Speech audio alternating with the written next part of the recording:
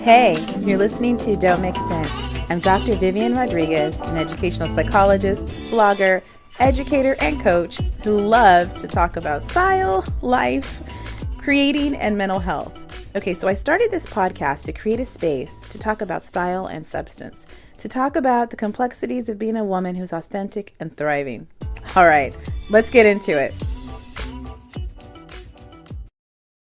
If you are at the age that is considered to be adult, or just realize that you are an adult, you've probably experienced some changes in your friendship. So we're going to talk about it. All right, in this episode, I got my sister Lisette back. Hello. We're happy to have her. And we're going to be talking about friendships. And let's just say that making and keeping friends as adults is hard. And we both have different friendship experiences. So we're just going to kind of get into that. So you like Amazon, but you don't know what styles to get. Go ahead and check out my Amazon Live. I'm an A-list creator, which means I do a lot of lives and people like them. So go ahead and head over to the show notes for this episode to go and join the live. And don't forget to follow me on Amazon. And then keep in mind, as an Amazon associate, I do earn from qualified purchases, and all opinions are my own. And I'll see you guys around. Hey, I know you guys do not have a ton of time to just be scrolling through social media. You got better things to do, right? So that's why I revamped and relaunched my Fave Finds newsletter. And what I did is, it's kind of a in case you missed it. So I scour through the internet to find some styles for midsize and curves. And I also add just some different podcast episodes or books that I'm into lately, just some good stuff for your email inbox. So go ahead and head over to the show notes for this episode to sign up for my Fave Finds. And don't worry, I'm not going to spam your email inbox. It'll be some good stuff.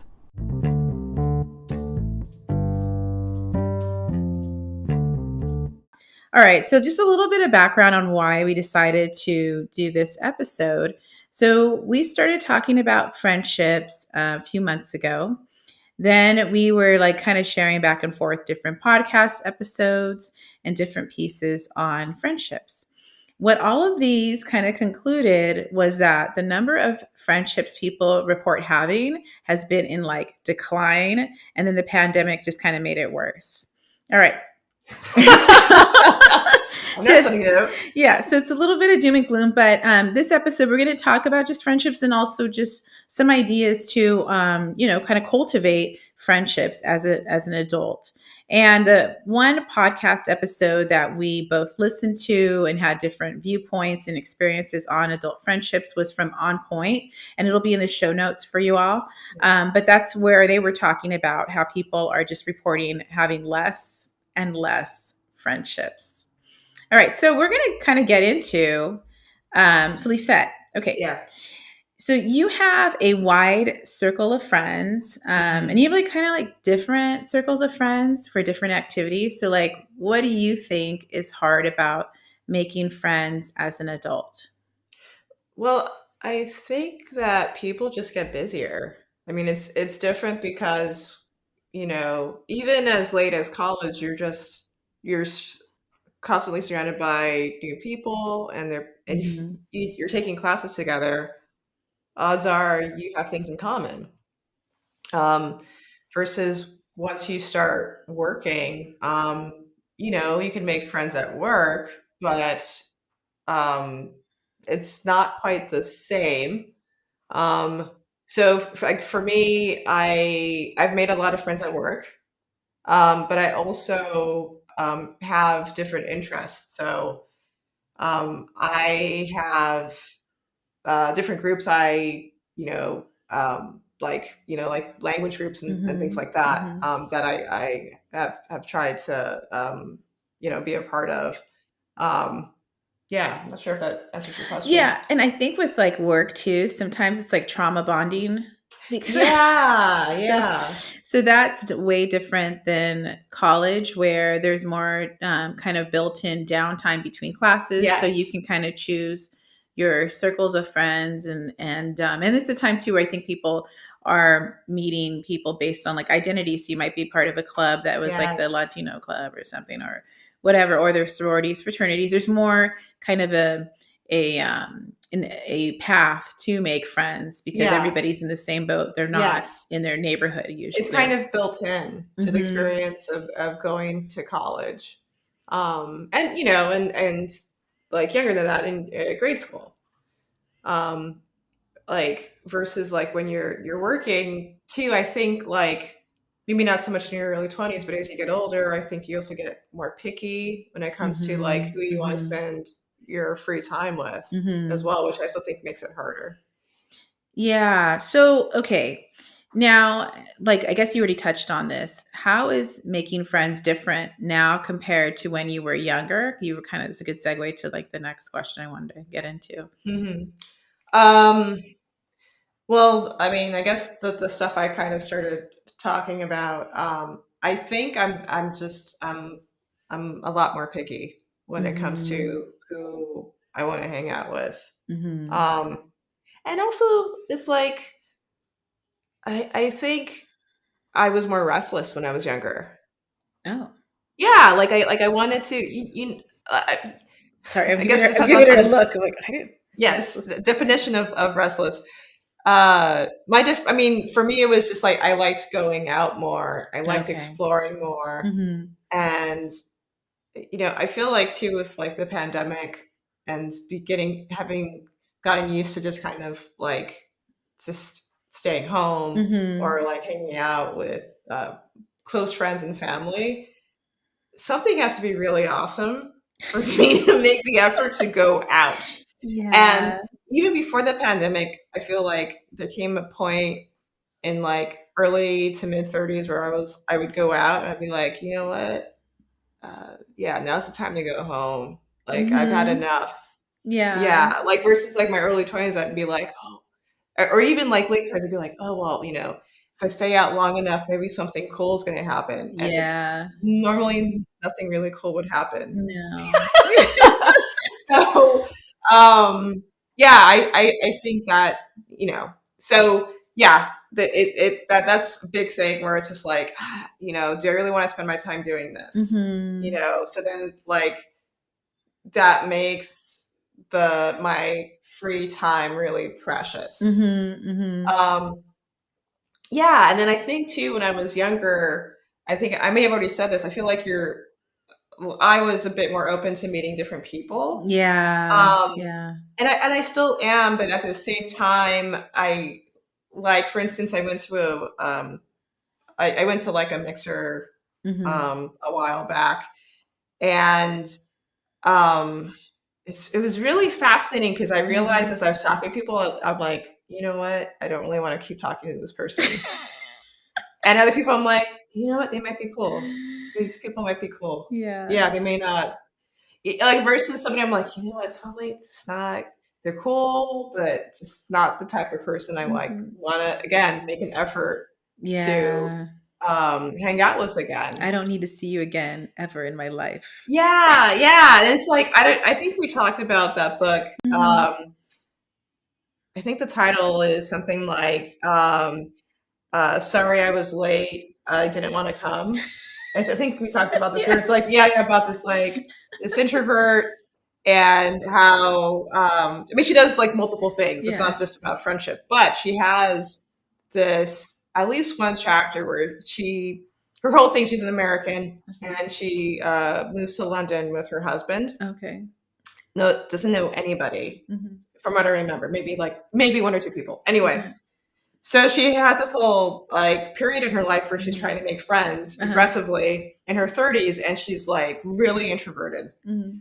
Um, so she starts using like, an app like Bumble Okay. to find people, and it's just really interesting because Mhm. she's just like kind of goes through periods of rejection, like she's actually like romantically dating people, but it's just she's just looking for Yeah. friends. Yeah. And I've felt that where like Mhm. I remember once I met this girl at a party who seemed really cool, and like Mhm. we met up later, a few weeks later, after like exchanging Yeah. texts and stuff and trying to Yeah. like schedule Let's hang something. out. Yeah. Yeah, and then, like, we hung out, and I Mhm. just towards the end, I was getting vibes that she just was like, "Okay, like, get me out of here." Mm.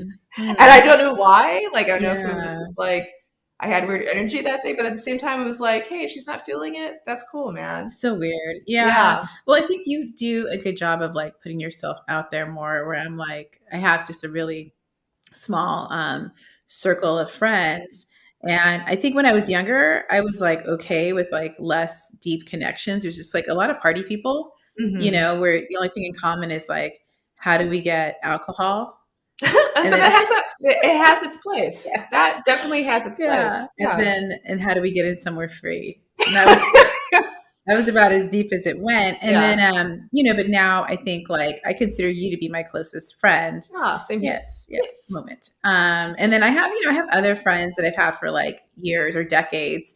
And they kind of, I feel like for me, it's like, do you get me so that I don't have to be trying to explain myself? Like they get that I can only spend so much time, but when I do spend time, I'll be like, hey, very present Yeah. sort of thing. But yeah, I don't put myself out there as much. I think for me it's more because I've realized I'm more of an ambivert. And so I'm cool with people. Like my one of my an old supervisor was like, "Hey, so you seem like you're like cool, like friendly to people. Then after a while, you're like, I'm good." Yes, yep, absolutely. But it's hard because I think people outwardly think or assume I'm more of an extrovert. Yeah. And so when I meet people or hang out, they kind of expect me to be on. And I'm Yeah. like, I'm not, I'm just here. Yeah. And so I feel like that's why I might shy away from being more kind of seeking out friendships because I feel like there's this kind of confusion that once they open the package, they're like, she's not dancing for me or like telling me jokes every 5 seconds. And I'm like, Interesting. it's not, Huh. and I'm like, I don't want to do that. That's really So, interesting. so yeah, so I have less friends now, but I feel like if I call one of my friends, it's or text like, hey, or have something going on, or they text me, call me, whatever, Mhm. or want to hang out, then it's fine. And there's no, I don't have to explain myself. It's just Mhm. easy. Mhm. So I think that's for me, and then just having time, like time's limited. So like what you said, like you're like, do I really want to be doing this right now? I'm like, okay, this is like an hour of my life I'll never get back, you Yeah. know? And life So is short yes, and yes, hard. yes, yeah. And I think I have less patience or tolerance for like nonsense energy or Yeah. people like, just, yeah. So I feel like that's why I've kept my circle really small. But I think you have a healthy variety and amount of friendships. So how did you like make friendships now as an adult? I know you're not on Bumble like that one chick, but Yeah. how are you kind of making friendships as an adult? That's a really good question. I mean, again, I've made friends. I made friends through college, a few like really good friends. I went to school on the East Coast, and a bunch of them moved out here, so I've kept in contact with them. I've also made friends through friends, like those Mm, college friends I've made friends through. I made friends through work, and I work freelance, so I meet new mm, people all the time through work. But actually, even then, again, I'm really selective. So it's not like, mm. with every freelance job I do, I come away with a pack of friends. Right. Um, and then I think, like I mentioned before, I also have made friends through like the different activities Hmm. I do outside of work. Like I was part of a French group, so I have a bunch of friends from that, which Hmm. is great because it's just I in the industry I work in, it's just I mean, there are a lot of interesting people, but it's also nice to talk to people who have nothing to do with my work. Like Hmm. absolutely nothing to do Hmm. with my work. Like that's wonderful. So yeah, my friends from this French group are really fun, and we were able to connect Hmm. through French.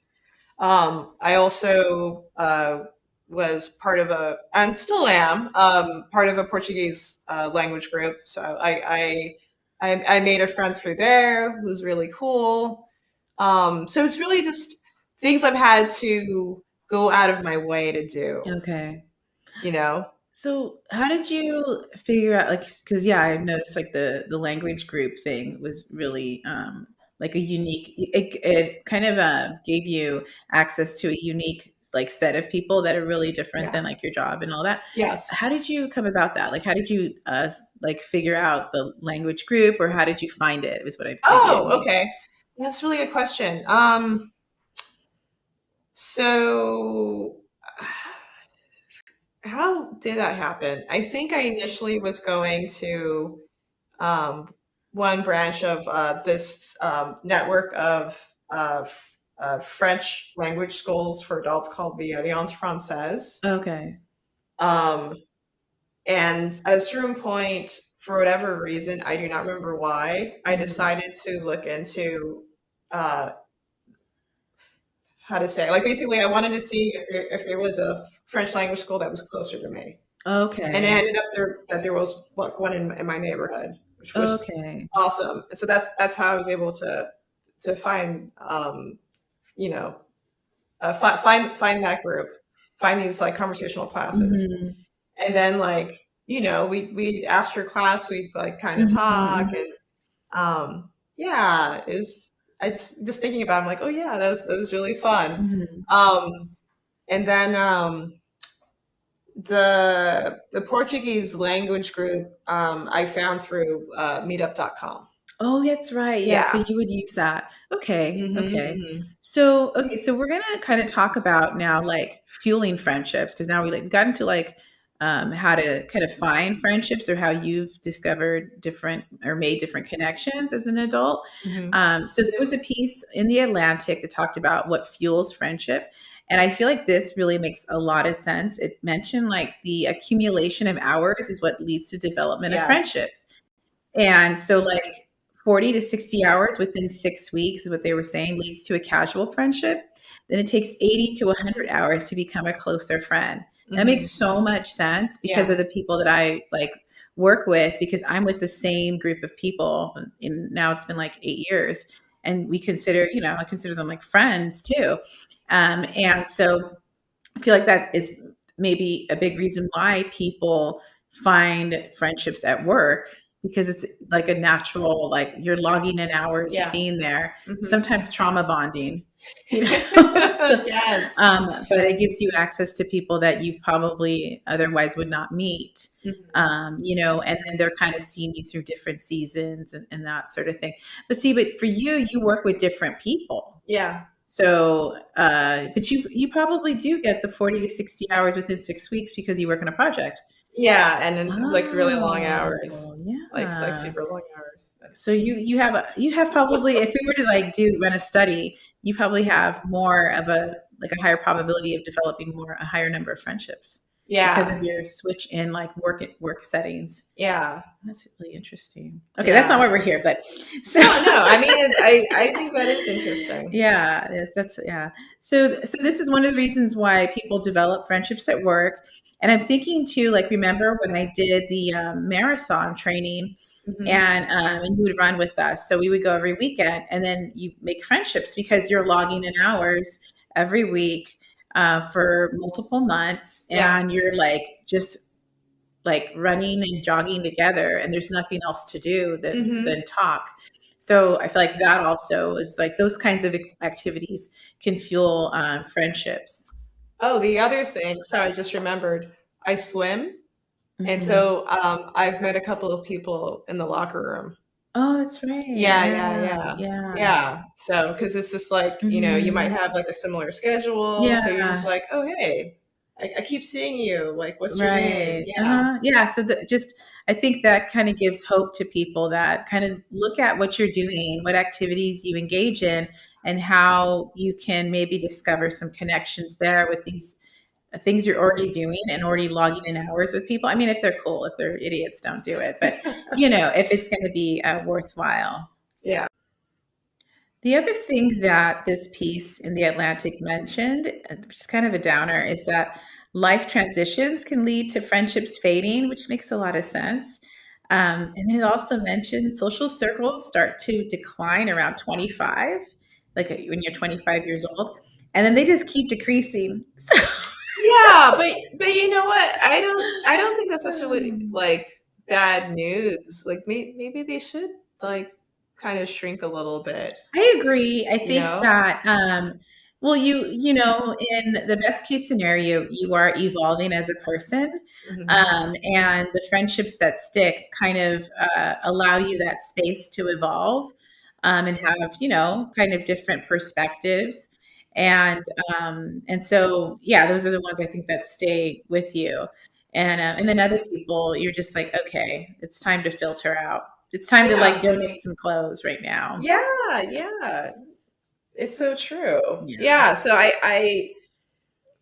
yeah, I think having a bunch of friends is overrated if you have people and that are part of that group that are just like kind of there. They don't have much Mhm. of a connection with. Right. Yeah. Agreed.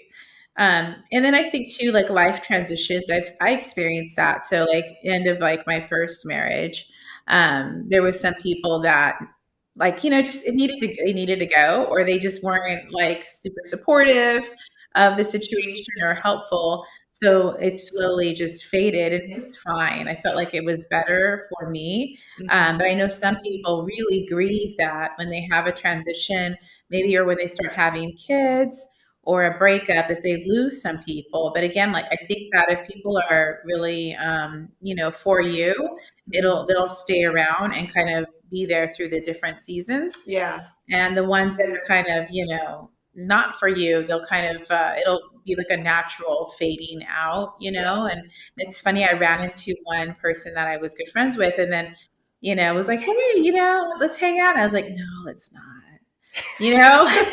So, yeah, I just Yeah. was like, no, it's okay. Yeah. Yeah, because I'm not that same person. So Yeah. I think we would actually have less to talk about. Yeah. So That train yeah, has left the station, man. it has. Yeah. Hmm.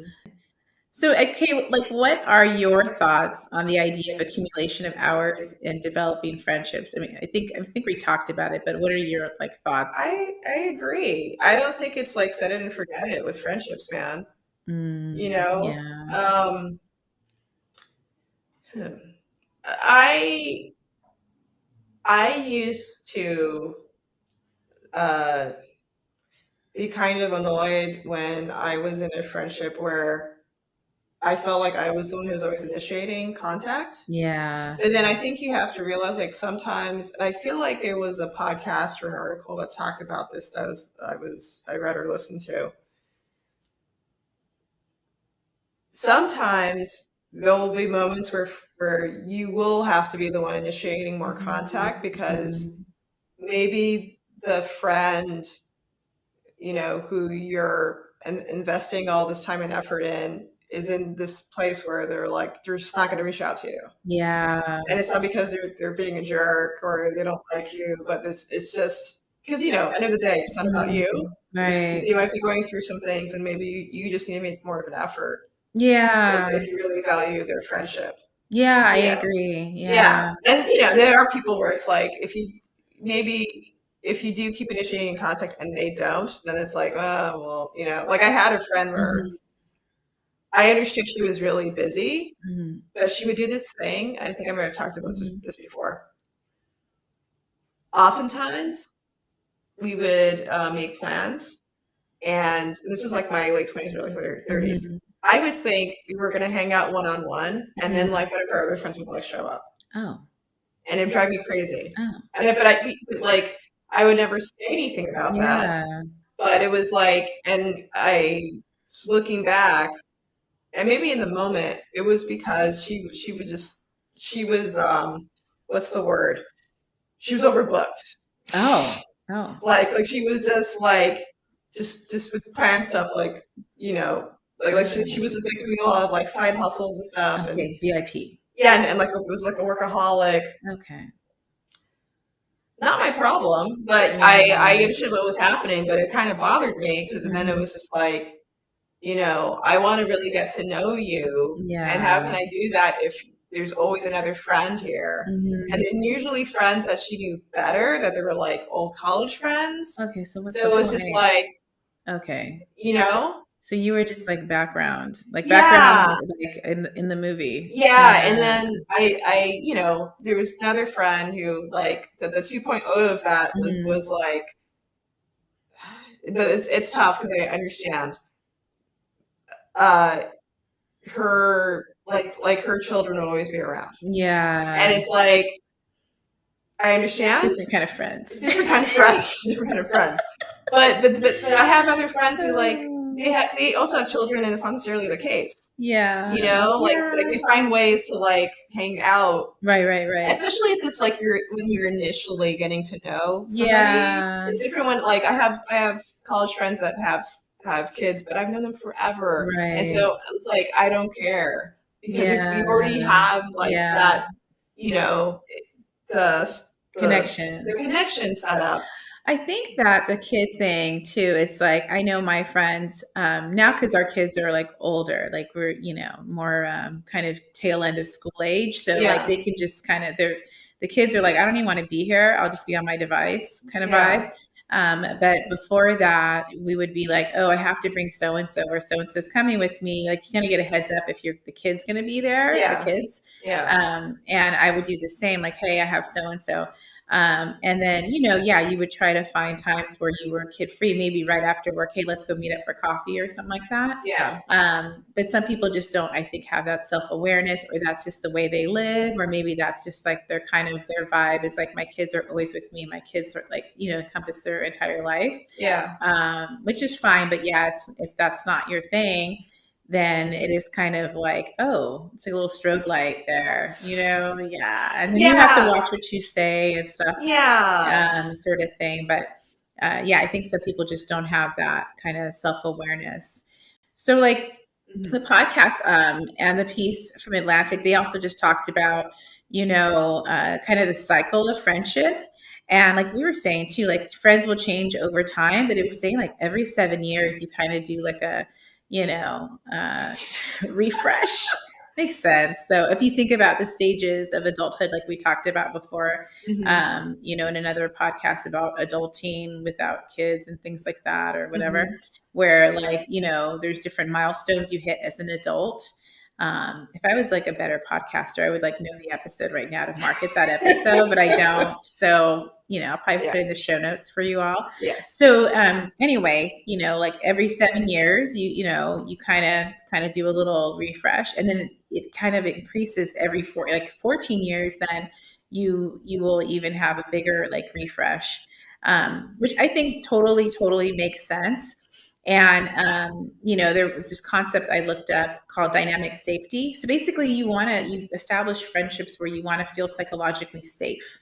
Where you can like say like, I feel like when I call you, I could do like rant about stuff and then do like, am I crazy? Check. Like, and then you might be like, yeah, it's kind of messed up, or well, and so if I hear the well, I might be like, yeah, dude, just calm down. Maybe it's like PMS Shark Week or something. Just relax or have a coffee. Uh-huh. And I think that's a unique sort of dynamic or flavor for a lot of friendships. Not everybody has that. Some people keep people around that you can't talk about certain things because it's going to trigger like some nonsense between them.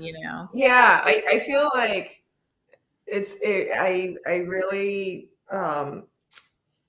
I really cherish the friendships where I can be vulnerable, and I Hmm. don't I feel like I don't have to watch what I say, Hmm. you know? Yeah. And like, I think that it's the whole, like, accumulation of hours,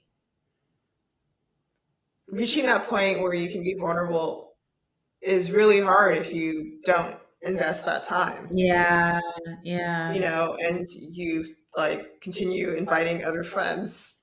Yeah, no, I had a friend in high school who would do that kind of nonsense for, "Hey, you wanna come over?" And then I come over and I was like, "Hey, this is Jan." I'm like, Like, "What what? what the heck's what's going on? Hey, what's up? Hey, she told me." I'm like, "This is weird." And then this Yeah, person's not getting that I'm, like, looking at them like, "What?" And, yeah, yeah, it's like you're walking into a TV show that you're like, "I didn't wanna be in this TV show." yeah, So, okay, to kind of like wrap up, I mean, I think you've done a really good job of maintaining connections over the years as I watch you as my sister. Like kind of make an effort. But I also think you are discerning. Like you will go and like, okay, I need to like this person needs to go because they're saying weird stuff. Yeah. I think sometimes when I'm listening to things you tell me, I'm like, yeah, cut that person off already. But you kind of give them a chance, and then you kind of make your decision. Where I'd be like, I'm done with, I just need like probably a couple instances of someone being really wacky, and then I'm like, I just don't have the bandwidth because I'm not going to get into it with this person, Yeah. So the piece in Atlantic, they need to let like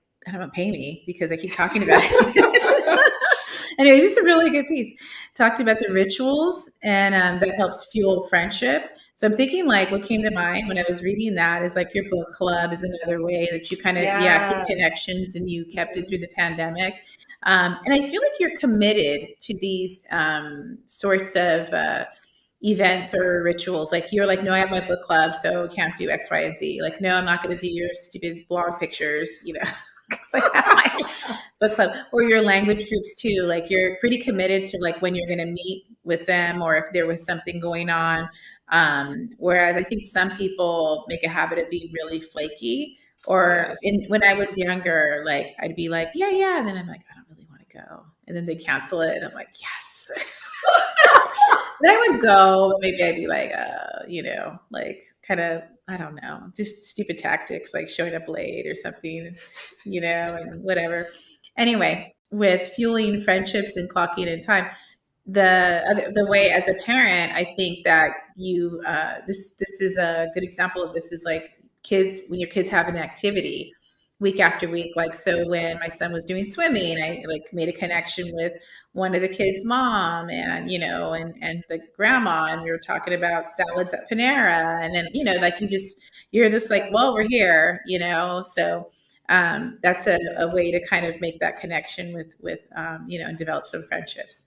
All right, so cheers to making friendships. I hope this episode for everybody listening gave you some ideas of like if you want to establish some new friendships, how to do them, and maybe how to go back and like kind of pour into the friendships you do have. And well, thanks for being on the podcast, Oh, Lisette. so thanks for having me. It's Yeah, always fun. yeah. All right, now let's go get some matcha. Like what you're hearing? Go ahead and subscribe, rate, and review the podcast. You can also share the podcast on Instagram and tag me at Live by Viv. As far as my music, it's The Croft by Joachim Karud. And everything we talked about in this episode can be found in the show notes on livebyviv.com. Okay, and remember, don't mix in because you don't need to.